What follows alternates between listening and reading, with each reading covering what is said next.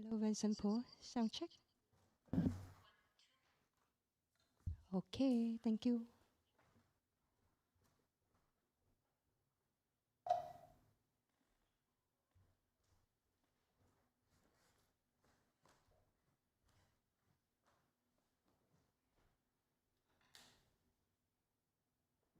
Chinese translator, sound check. Okay, thank you.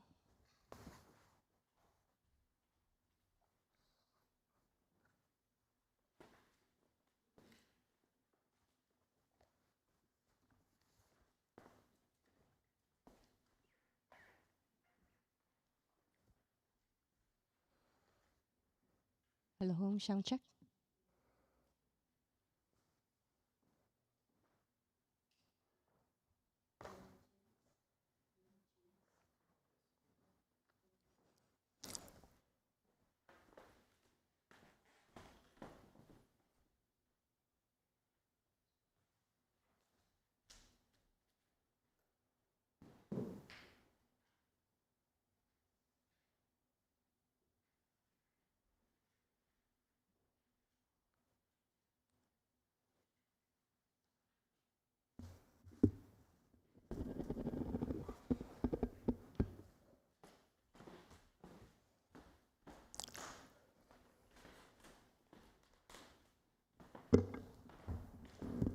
Home, sound check.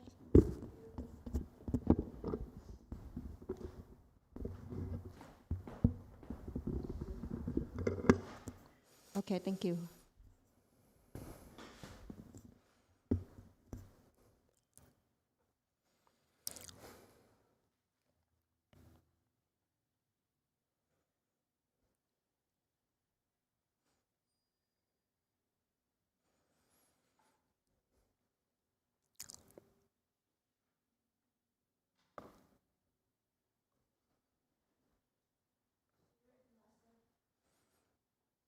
Okay.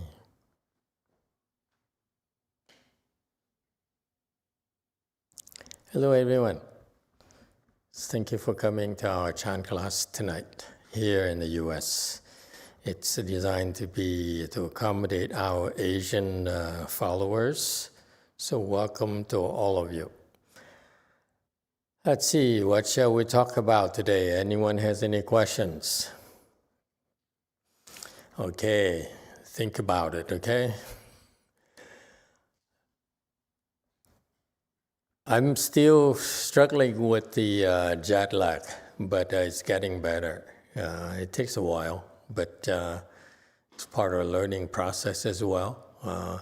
You go through life and you have challenges. It's when you, instead of running away, you face them. I don't avoid problems. I face problems. That's how I learn the past 20 years. All right.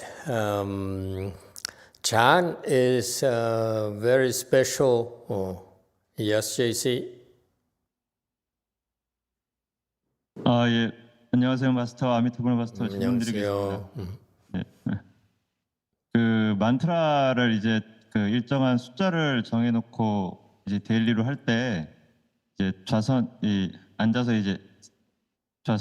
앉아서 이렇게 만트라를 할 때 보통 이제 예전에 염주를 가지고 이제 숫자를 세는데 조금 산만해서 그냥 이제 이 자세를 요 포스처 이렇게 법계 정인을 하고 계속 만트라를 합니다. 근데 촉으로 이제 만트라를 하면서 숫자를 세는데 숫자 세는 게 또 좀 산만하게 느껴져서 아예 그냥 숫자를 안 세고 이제 그냥 한 채로 그냥 만트라를 계속하고 이렇게 하는데, 드리고 싶은 질문은 이렇게 좌선하면서 만트라를 할 때 염주를 안 하고 할 때 숫자를 세면서 하는 것이 약간 띵킹 마인드 생각하면서 하기 때문에 산만하지 않을까 해서 하는데, 숫자를 세는 것도 괜찮을지, 혹은 아니면은 제가 요즘 최근에 하는 거는 숫자를 안 세고 제가 보통 대위조 같은 경우에는 1독 하는데 한 40초에서 50초 걸리기 때문에 1시간 정도 하면은 그걸 역산으로 해서 이제 숫자를 이제 카운트를 하거든요.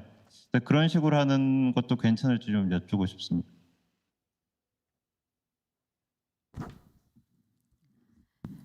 Hello, Master. When I am reciting the mantra daily, I used to determine how many times I should do daily. So when I sit and mantra before, I used to count with my beats. But I thought this is quite distracting. So nowadays I just count inside my mind and my hands slap together. And I also realized this is also quite distracting. So I stopped counting in my mind and only just recite the mantra. So my question is, when I don't use the beads and when I count inside my mind, is it also my mind thinking? So would it distract my mind? Or these days, because when I do one time GCM, it takes about 40 to 50 seconds for me. So let's say I meditate and recite for 1 hour. I just divide 1 hour by 40 or 50 seconds. Is this okay way to do?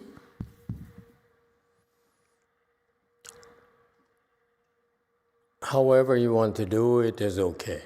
If you want to keep track of it and using various means, those are just expedients. I would not worry about it. If it works for you, if it's important for you to keep track of the count, find whatever way is convenient for you to do it. And actually, whether you use by hand or use beats or use your mind, they're all okay. Whatever works better for you, eventually you are able to keep track of it by various means, because sometimes we get a false start and we lose track of it. So it's natural for you to have some form of physical things or things that you can keep track of, so that you don't get lost and don't lose track of the count. Okay, so that works just fine. Whatever you want to do really is okay. And what is the second part of the question? 두 번째 세컨 파트는 없습니다. 이렇게 여기까지 여쭙습니다. No second part, Master. No second part. Okay. And as far as you saying that if I know that I do a great compassion mantra in 40 seconds times 108, how many minutes is that? Someone do it quickly.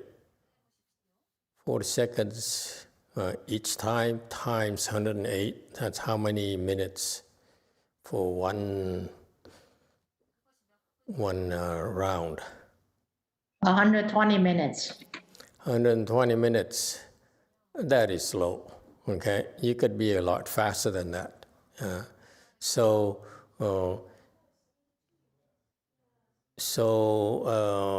eventually you keep it up, all of you will become naturally faster and faster and faster, okay?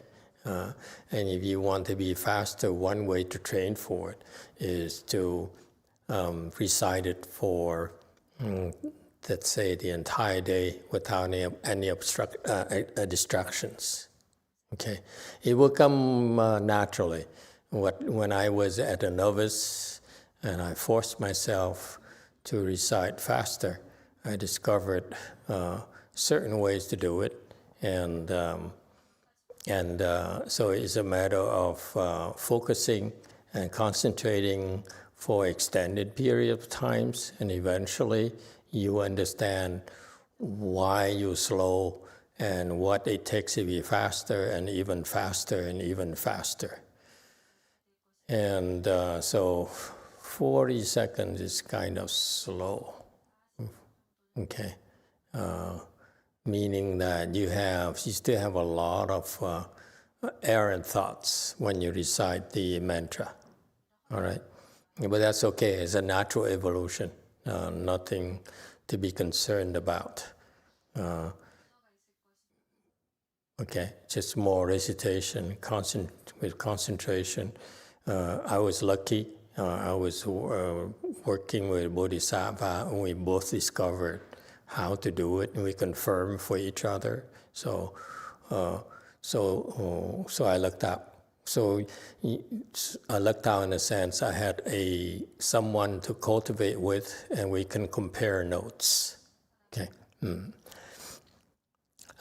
Lucky he was a Bodhisattva. I was just an idiot. But we wanted to recite faster. We figured it out. All right. Any other questions? Yes, too. Master, when you said we should face our problems, don't run away from our problems, I had some recent experience related to that point. So last week, I talked about the fear associated with my dad. After that, something very interesting happened.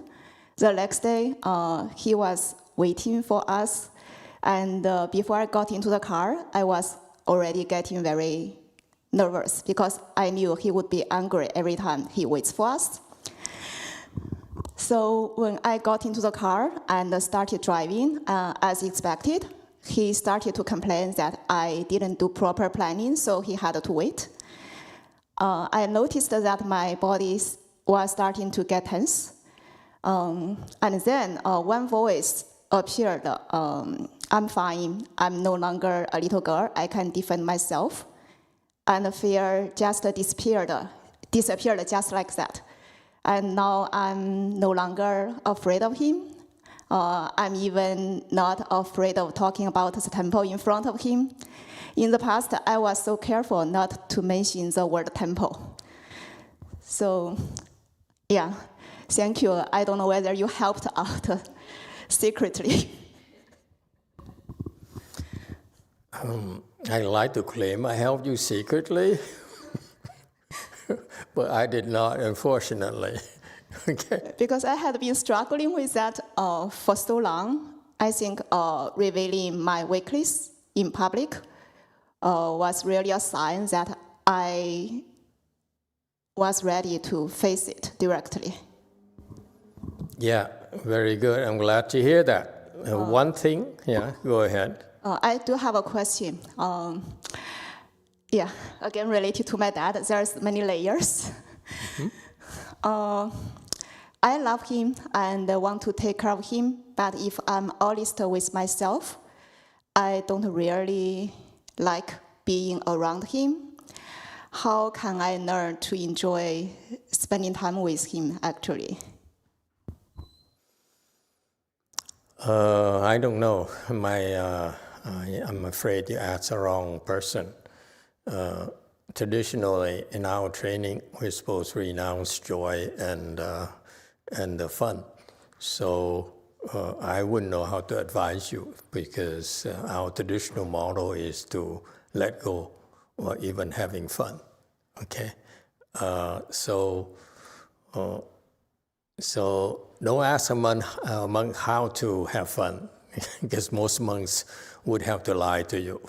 Okay, because that's not how we are traditionally taught. We're taught to let go. We're taught to renounce, and that's how you acquire wisdom. However, since you asked, I have some experiences in my prior life I could share with you, and please take it with a grain of salt. Basically, I have no business advising you how to have fun because professionally, that's not my forte, okay? But I find that even as a left-home person, there must be a middle way in our lifestyles. To me, it's traditionally, even though where I came from, Master YongHua's style, where we renounce and renounce more and more and more and more. That is the mode that traditionally the disciples of especially the Sanghas are taught to do. I find that in the modern times, it's unsustainable. I think it's unrealistic. I feel that even for the way, especially for myself personally, I have a hard time accepting that that you have to let go and let go and let go, and it works, but at a cost, at a price. The price is that you lose connection. You let go. Let go meaning you also need to let go of your relationship to your family, and I find that to me personally to be unrealistic. For example, we teach our trainees to cut off the ties of the family. 离家断爱. You leave the family and cut off love, okay, including love for your family.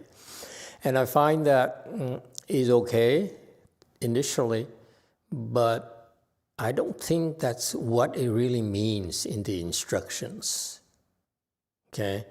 Because I tried that, and I find that it was easy for me because I didn't get along with my family, and I didn't like any of them, okay, except for one, okay, maybe two, maybe three, okay, I'm getting soft.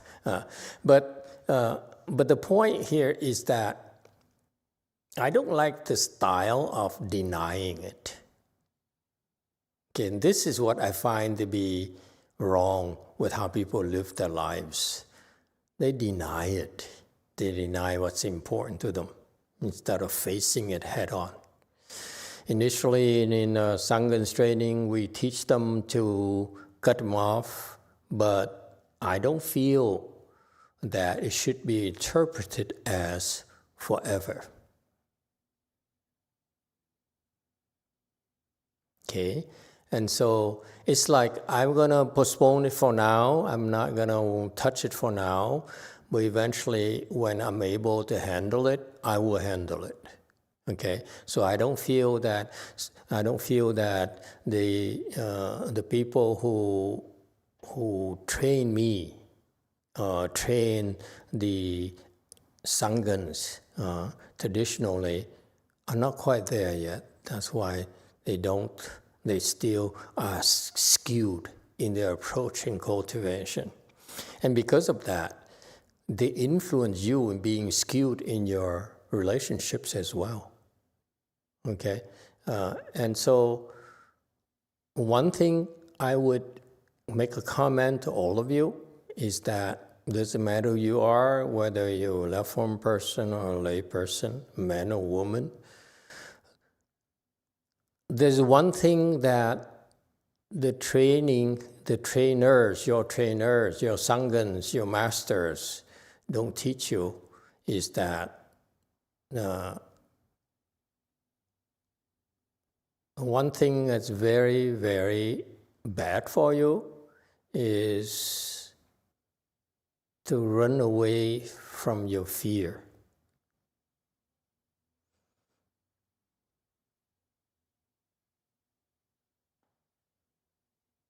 We all have these hidden fears that as long as we look the other way instead of facing it, we only are delaying our unfolding of our wisdom. That's what I found out in the last 20 years. Yes, I went through the traditional style of training. I put a lot of my disciples through that as well. And I also experimented with some to help them face their fears sooner. And it seems to be working better for them than for others. So you see, I have the luxury of being able to conduct a lot of experimentation in the last 20 years without saying anything.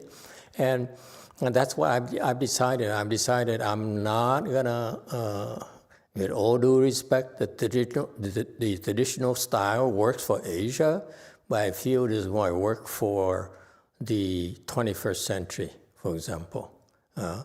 that we have fewer blessings in general, and we struggle a lot more. We have a lot more fears inside of us. And I find that it's better to face it. When you face your fears, what happens is that it's uncomfortable, it's unpleasant, but with the training you have, with the backup that you have, with all the practices we gave you, you can always draw upon those practices instead of running away from your fear. Okay? More specifically, if you're fearful of your dad, and instead of running away and say, okay, he's my father, and therefore being fearful of him is reasonable, that's hogwash. Okay? No one has to live in fear. Doesn't matter who you are. Okay? Traditionally, I have a problem with that, especially Asian cultures, where there's a hierarchy where you have the king, and then you have the teacher, and then the dad, okay, and then the elder brothers, and so forth. To me, it works fine to bring order to society, to the family, and so forth. But it can be a hindrance to your development of your wisdom. Okay, and so instead of accepting it that he's my dad, therefore I should be fearful of him, I feel it's perfectly justified, and all of you say, okay, he's my dad, he's my whoever, and he's supposed to have power over me, decision over me. And there's, what I'm saying is there's no need for you to be fearful, okay? No matter what the reasons are. This is the limitations of the Asian style of values, the Asian value systems. It works fine for low levels, but when you get to higher levels, which we hoped you will, and many of you have already, you should be more inclined to face your fears. And in order to face your fears, all you have to do is, okay, I'm fearful. It doesn't matter what the reasons are. It doesn't matter what the justifications are for you to be fearful. To be fearful is unhealthy for you. No one has to live in fear. Do whatever it takes to conquer that fear. Could be even like someone who cannot handle it, maybe run away until to calm yourself down, okay, because that's all they have. Okay, maybe it's a physical harm. Makes perfect sense to me to run away. You don't want to get hurt, okay? But when you can, you should be willing to face your fear, okay? And you face your fear by using the tools we gave you. Meditation, reciting Buddha's name, calling out for Wan Yin's help, and so forth, okay? As you do that, you find that you are able to better cope with your fear, okay? And you will be able to conquer your fear eventually. So, and this is a general advice for everyone. You don't have to be fearful, no matter what the reasons are. If you believe in the fact that being fearful is not healthy for you, it's not good for you. In particular, let me give you a tip today, okay? When you're fearful, it's a hindrance to the development of your wisdom.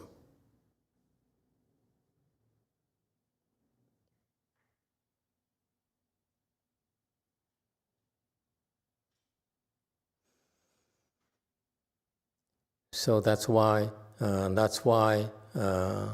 when we teach our people to renounce having fun and all those things, it's only temporary, okay?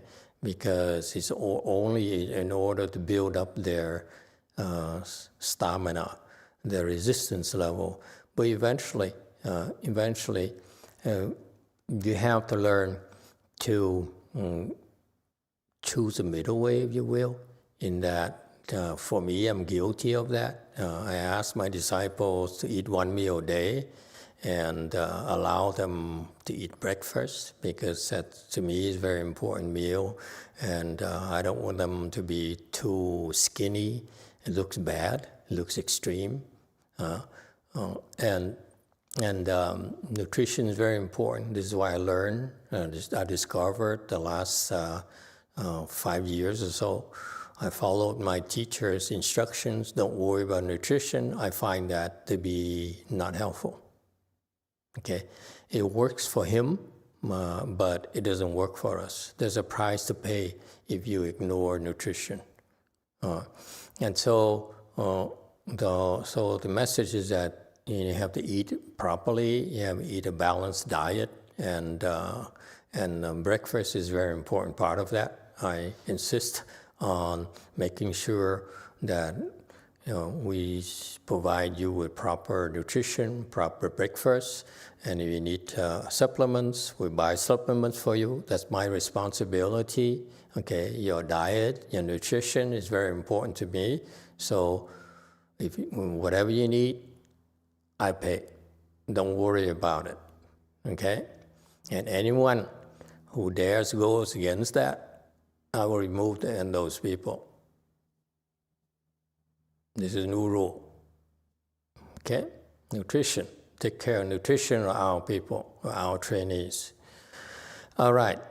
And so the things I learned over the years, and that also, for example, my teacher taught me that to ignore, through his own example, ignore his body and work and work and work.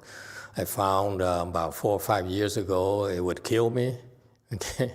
And I could not afford to die at the age of 74 like he does. I need to be around for another 20 years. My children are still young. I cannot afford to abandon them yet, okay? So that's why I'm taking care of my body. I cannot ignore it, and so forth. So I learned to compromise, okay? Same thing. I'm also guilty of breaking the rules myself. I go and see my disciple, my Sangha in particular, and they work very hard. They skip meals, they eat less so that they can go and take care of their business, what needs to be done, accommodate my Dharma works, Dharma propagation works. So I make it up by taking them to restaurants and nice places and eating more than one meal, okay? And in the past, some of my elder disciples took advantage of it and abused it, sort of bribed the new people by giving them food and by eating with them. And that's contrary to our training program. So yes, I allow for fun, enjoying the food and so forth for many reasons, but I fail to explain to them that it's the exception came from me. They don't have the authority to mess up my training program, okay? For me, when I take them out to eat and so forth and enjoy, it's for all the reasons more than just for a lot more reasons, okay, as part of the training. But none of my disciples have enough wisdom to be able to do that. And so, you see, now I'm going towards having fun, going out with my disciples and have fun, okay, we're together. So that's what I'm learning. I'm learning that you need to strike a balance, okay? How do you have fun? I'm sorry it took so long to get to the point. How do you have fun? In my humble opinion, fun comes with small things. There's no wholesale funds. It's only small things that will build up for you. Okay? If you look at the big funds, it's basically made up of small pieces of fun. Okay? So instead of looking for ecstasy, okay, which you can get with pills, I heard, you should be shooting for small funds, small bits and pieces of fun. Okay, instead of being unreasonable, and it's like baby steps. If you want to learn to have fun, try this. Okay, try to have more fun in this arena. Then try small. Try do baby steps and discover what works for you. Okay, and there's no hard and fast rules for that.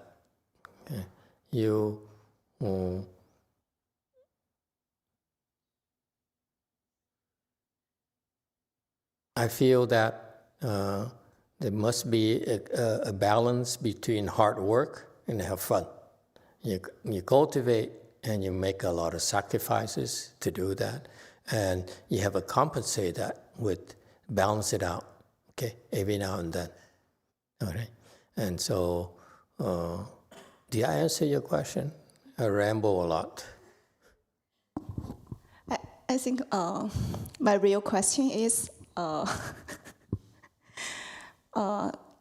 in the past, our collection was mostly based on me listening to him complaining about life. I don't do that anymore, and I feel there's a loss of emotional connection with him. When I look at his face, all I can see is afflictions, which makes me uncomfortable. So I'm not really sure I want to spend time with him. That's my real question, although I'm willing to take care of him in daily life. Does he listen into the Dharma talks? I don't think so. No. Okay, very good. He really doesn't like me coming here. He's what? He doesn't like it when I come here. Tough luck. You're an adult now, okay? You're going to do things that are important to you. He has to eat it. He doesn't like it. All right.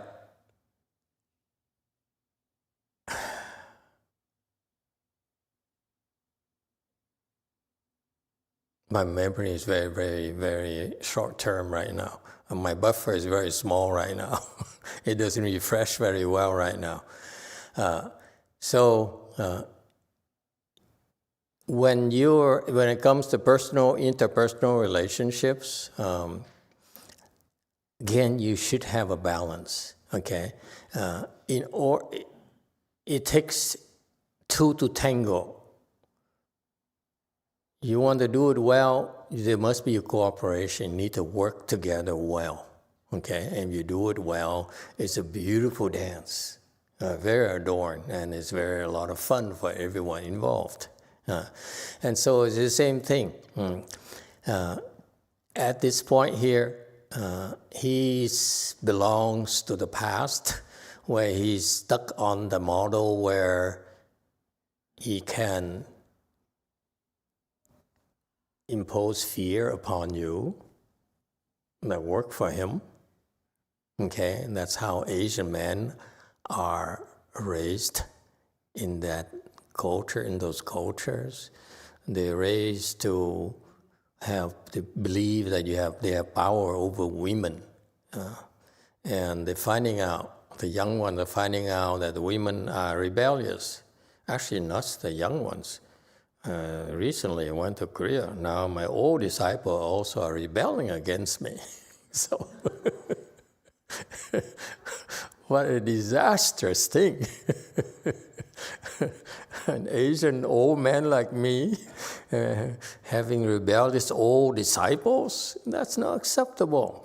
Okay? But it happens. What are you going to do? Okay? And so, it's about, he doesn't realize it. He doesn't realize that you are a lot less afraid of him than before. Maybe that's why he's struggling. His struggle is that he doesn't want you to go to the temple and control over your life because he likes the status quo. He likes to have power over you. Okay, he likes you to be afraid of him. Okay, he doesn't realize that at your level right now, he cannot make you afraid anymore. You are stuck in the past where they condition you. I'm sorry, okay, for you Asian men, they condition you to be fearful of them. There's no reason for that. Okay, in the spiritual world, we are not fearful. What do we have? We are respectful of people of virtue. You respect virtues and respect everyone, even those who have no virtues, but we're not afraid of them. You respect your father, okay, he's your father, okay, but you don't need to be fearful of him. So he has to grapple with that and come to terms with that eventually, okay? And to make it easier for him, there are trade-offs. Okay, you have to give him, exchange things for him in exchange for becoming, not yielding to him. When you butt heads with him, then you have to yield to something else. Okay, that's how you do it, right? It's bribery, if you will. Okay, either you butt heads and then you bribe him after, or you bribe him after, and then you make demands. Okay, that's what wives do to husbands constantly. But you haven't been married that long, so you forgot about it already. Okay, and singles people would not know would not understand what I'm talking about. Okay. But it's to me. To keep things simple, if you're afraid of that, look at something that bothers you. Okay. First of all, look at the small things that bothers you. Okay. And don't run away from that. And face it with him. Make him feel the pain. Make him fail, so that you're conditioning him for smaller failures. He's willing to give up a little bit, okay, and give a little bit more. Give up, make him give up small things, okay. And what did I teach you? Bribe him. Every time he gives up something, you bribe him. How do I bribe him? Just like you bribe your children. There's no difference. Children, it's easier for No, it's children not to easier. be happy. No, children, you give them candies and things, those are easy. He also has his candies as well. It's the same principle. That's all. Daddies also have daddy's candies. You have to figure it out. Okay, what are his candies? Okay, so I know it sounds very bad right now. We're manipulating our own parents, but that's what you have to do. Okay, and so so you learn to condition him to smaller losses. He just give up. Okay, when he gets used to it, and then you go to bribery, big bribery, and then you force him, make him suffer the big losses. All right? So you make small baby steps, small gains first. He's used to losing now. He's giving in to you. Because when he gives in to you, he gets a bribe. You see that? I know it sounds terrible. But that's what you do to people who have no wisdom.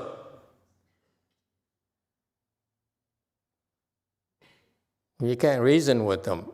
You only condition them. Okay, I hope it works. You can figure it out. What are daddy's candies? That's easy. Daddy is a lot of candies. Yes, Jumi.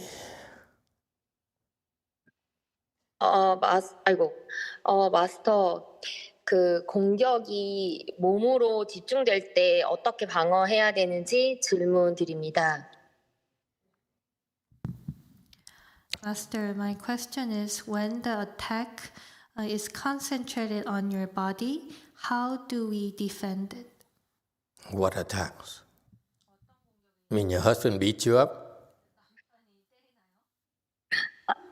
아니요. 그 남편한테 공격이 들어오는데 좀 신체 공격으로 집중되고 있거든요. 그러니까 예를 들면 좀 약했던 부분이 더 심하게 아파진다든지 피지컬적으로 더 약화가 되고 있어요. 물론 저는 이제 신체적으로 건강한데 남편에 관한 질문이고, 그래서 이렇게 공격이 신체적으로 특히 몸이 약한 부분으로 들어올 때 어떻게 남편이 방어하면 되는지 질문드립니다. 제가 지금 이동 중에 있어서 조금 불안정해요. 네. No, actually, my husband is the one who's getting attacked. You attacked your husband? 주민님이 남편을 So you going to teach me how to attack him or what? 남편을 어떻게 공격하는지 가르쳐 주길 바라나요? So it's concentrated on his body. For example, the weaker parts are weaker. It feels sicker, and he gets physically weak. So Jumi is asking how his husband should defend himself. Well, Jumi, stop attacking your husband.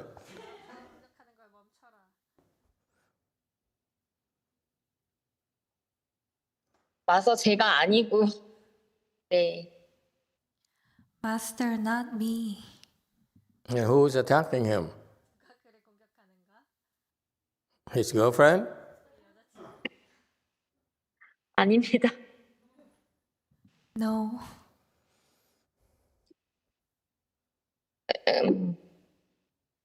그냥 일반적으로 이렇게 보통 공격이 멘탈로 오고 그다음에 신체로 오고 또 간접 공격으로 오는데 지금 남편이 신체적으로 공격을 받고 있는 단계라서 이렇게 신체 피지컬적으로 공격을 받을 때 어떻게 방어해야 되는지가 제 질문입니다. So in general, usually the attacks comes first mentally and then physically, and then it comes with the indirect attack. So this is on the physical attack stage. And then in this case, how do we defend ourselves? Go learn martial arts.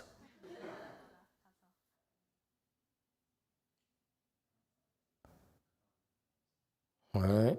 Oh, again, I forgot also to mention to the previous person, the previous question, is that in your case, your dad has depression. That's why he doesn't realize it. That's why he's always complaining and whining constantly. So, of course, when people are that depressed, who wants to hang around with them? I don't blame you. Okay? And you just have that's your retribution. You have to bear with it. And maybe one day, after you bribe him, you say, you sound so depressing. You're making me so depressed. And you walk away. You're always complaining. And that's how you begin to reveal to him how his action can be so detrimental to his family, to the one who he really cares. There's a price to pay. You have to pay for that. Okay? He's going to be very upset. But it will, it will help him in the long haul. Because no one dares tell him that. Okay? We don't have to, if it gets to the point where it's too much, we should walk away. That's all. All right? And we have to be gentle because sometimes they don't have the wisdom nor the blessings to be able to address it. But we can. And that's life. Okay? Again, for Jumi, if your husband has a problem, I don't know why he's not asking a question himself. You have to ask for him. But since you ask, it's very simple. He just have to build up his physical stamina. Okay, and if he learns, I don't know what you guys do in Korea, but learn some Korean martial arts, break some bricks. Okay, and all he has to do is learn to break some bricks and take a photo of him breaking bricks, hang it in his cubicle, his office, as a warning. That's all. Very, very subtle warning that he can break bones. All right? Any other questions? Yes, 8. Master, I also have a question about the fear problem. When I was young, my dad, sometimes he gets angry very easily and shouted at us and sometimes beat me. And I do not know that I have fear at that time. And it seems like after many years, I suddenly realized that in that circumstances, I was really fearful about, I don't know, what sense I'm going to do wrong or that will make him get angry suddenly. Nowadays, when I grow up, when I talk with my dad, he didn't treat me as a young child, and this doesn't happen anymore. But I'm not sure, and I think that maybe the fear there's some fear around the area of my heart. I'm not sure, but I think that maybe the fear gets dark somewhere in the heart area, and I want to know how I can deal with this issue. Very good. Your English has improved drastically, 100%. Thank you. I mean, your spoken English, I'm sure your written English as good as before. I mean, it's a ChatGPT English. Okay, but we'll stay here, Wei Mountain Temple. We will not go to university, which everyone also knows already. All right.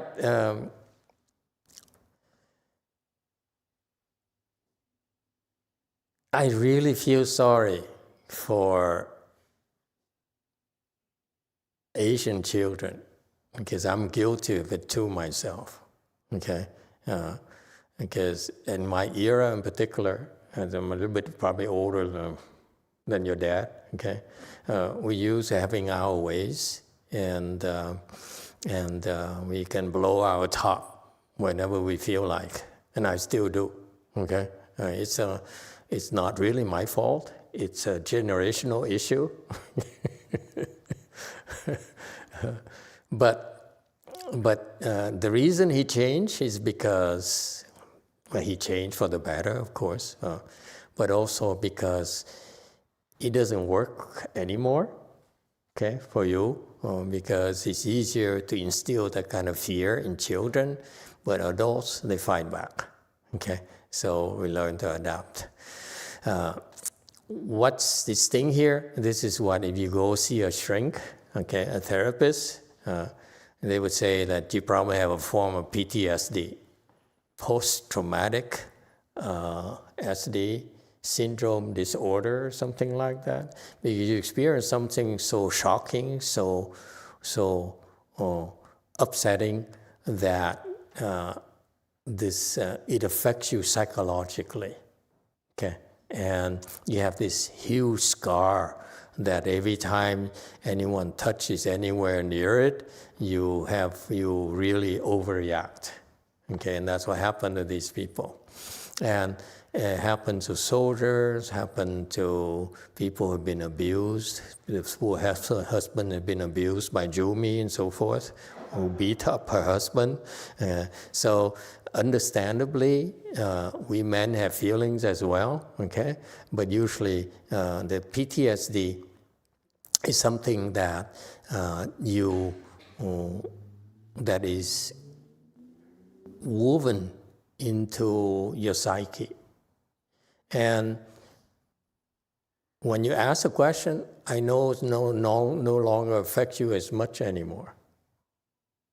Okay, you're not as fearful as before, but you have still this fear because of your breeding. The way they train you Asians is that they instill these, the values that you have no right to question. Okay? And like blind authority of a dad over the children, doesn't matter how old you are, that's total nonsense. Because there's no such a thing in Buddhism. Buddhism, that what I teach you is fundamentally, doesn't matter who you are, you must have respect for each and everyone. Okay? You have to respect your children, you have to respect the weak, you have to respect the strong, you have to respect the stupid, you have to respect the wise, you have to respect animals. Okay, and this is one of the good things about the Japanese culture. When I find it funny, they bow to a table, to bow to a tree, they hug trees. That's where I think Thich Nhat Hanh learned it from. The Japanese still travel to the forest and they hold hands and then together they hug the trees. Okay, some religious traditions do that. Shinto Buddhism still advocate that. And so I used to laugh at that, but now I look at it as I appreciate it, because fundamentally, yeah, it's a little bit ridiculous to modern day people, but intrinsically you have to learn to be respectful and be grateful. Okay, it comes together. It goes together. You have to be respectful and grateful. You can't keep on taking and taking and taking. Okay? If you keep on doing that, you have no respect at all. You lack respect in your life. And fundamentally, you have issues. Okay? And so,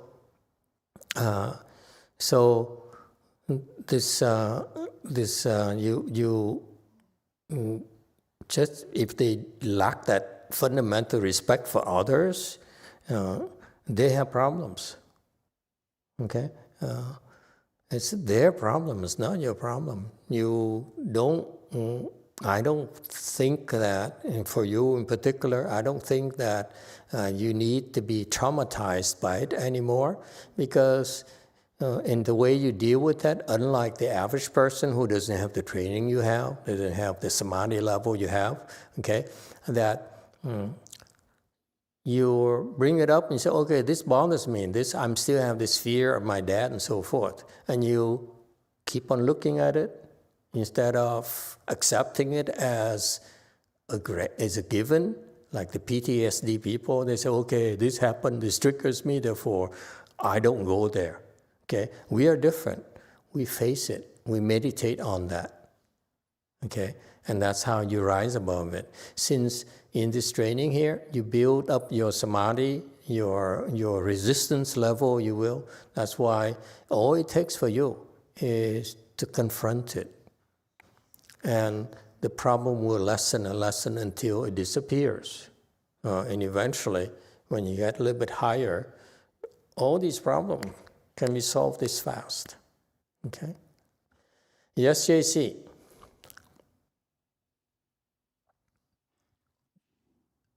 마스터 안녕하세요. 제가 마스터께서 금강경 강설을 하셨던 걸 정리해 놓은 글을 봤습니다. 근데 그 글에 보니까 우리의 그 감각기관인 눈과 귀와 뭐 이런 것으로 육근으로 보지 말고 마음으로 무엇을 보라라고 마음으로 보라라고 하는 말씀을 하신 것을 보았습니다. 근데 저는 그 마음으로 본다라는 게 무엇일까 참 궁금했어요. 그것이 어느 정도 지혜가 쌓이면 우리가 상대방의 행동이나 말이나 이런 것을 그런 것 관찰한 것을 넘어서 또 종합적으로 그 사람의 마음을 판단할 수 있게 되는 것인지, 아니면 저에게 뭐 지혜가 쌓이면 그 마음이 상대방의 마음을 바로 이렇게 연결될 수 있는 어떤 정보의 교류가 바로 될 수 있는 그런 창이 열리는 것인지 그런 게 궁금했습니다.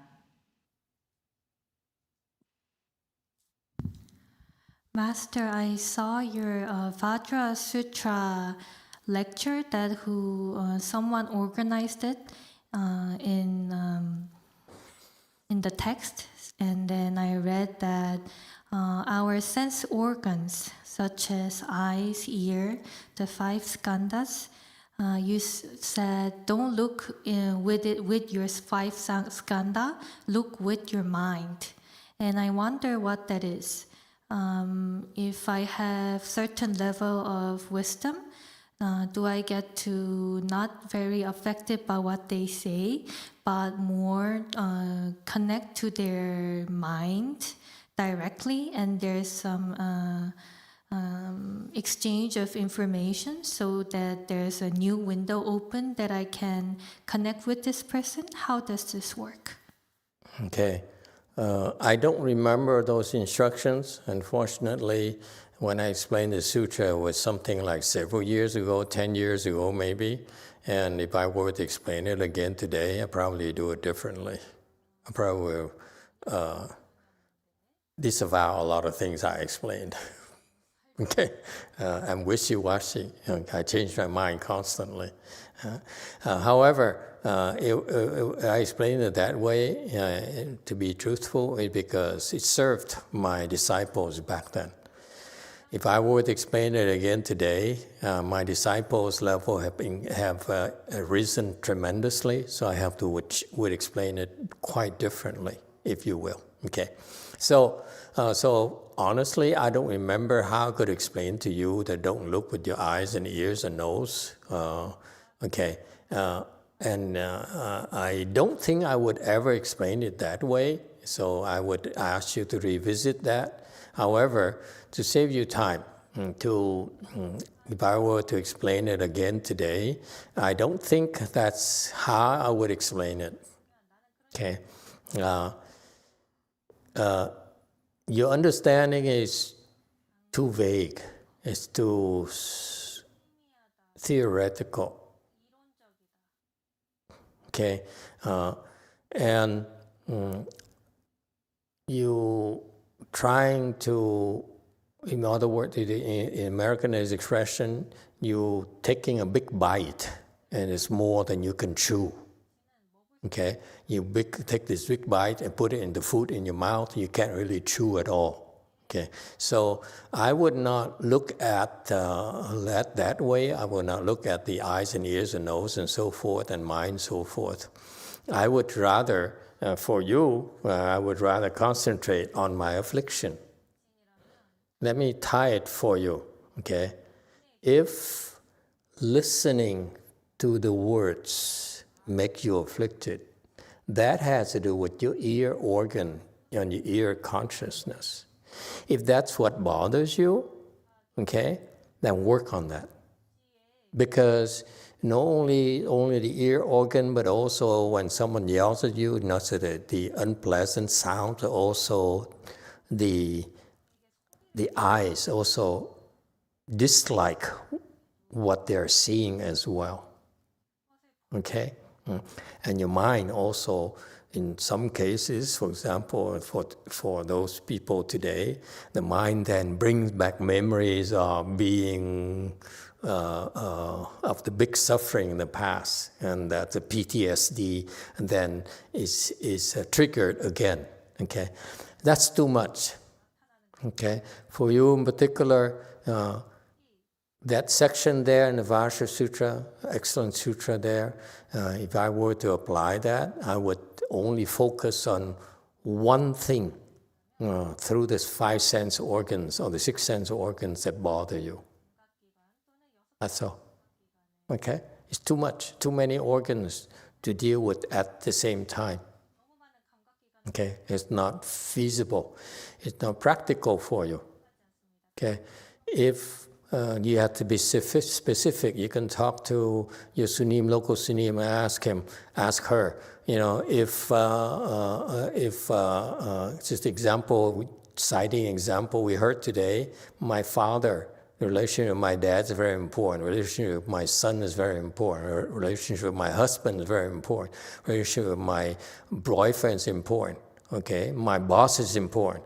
When this happens, when he yells at me, when I have a disagreement, okay, and the words used really hurt me, okay, or the facial expression are too terrifying for me, and so forth. How do I deal with it? It has to be specific. Okay, and then you do that, then it will help you understand this Vajra section. Okay, but this section you cited is the theory that is too vast to really pin down how for you to apply it. Okay, and this is a problem with people who listen to sutras and study sutras, especially scholars and professors and so forth. They only stick to these principles. They don't understand that the principles are not used that way by the Buddha. Okay, they don't understand why Buddha did it certain ways. When Buddha spoke this sutra here, is to address a lot of peoples, a lot of his followers, and there are different levels, okay? And he's able to help them, and by explaining sutras, the sutra is designed to help so many people at different levels, including us. Lowest levels are us, compared to his disciples, okay? And therefore, it's very difficult for you to try to take the words literally, like scholars, like professors.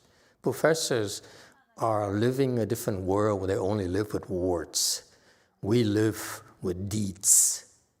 Okay? So you want to rise above this, to really understand the sutra. If you can simply understand how to deal with one sense organ, when something bothers you through that sense organ, then you'll be able to understand this section later. Because it's like that's what the nature of cultivation is. This cultivation, like you have this treasure store, all 6 organs. We don't need to understand all 6 organs. We only need to understand how to penetrate through an ear organ, through an eye organ, through a nose organ, through a mind organ. Then you go into this treasury, okay? And then now the sutra makes sense to you, okay? So your approach is too theoretical. I would not recommend it. And that's what scholars do. This is what people, monks and nuns who go to universities learn. And they only learn the words. They don't know how to penetrate the meanings of the sutras. Okay? It's totally different. All right? Thank you for asking the question. We stop here today.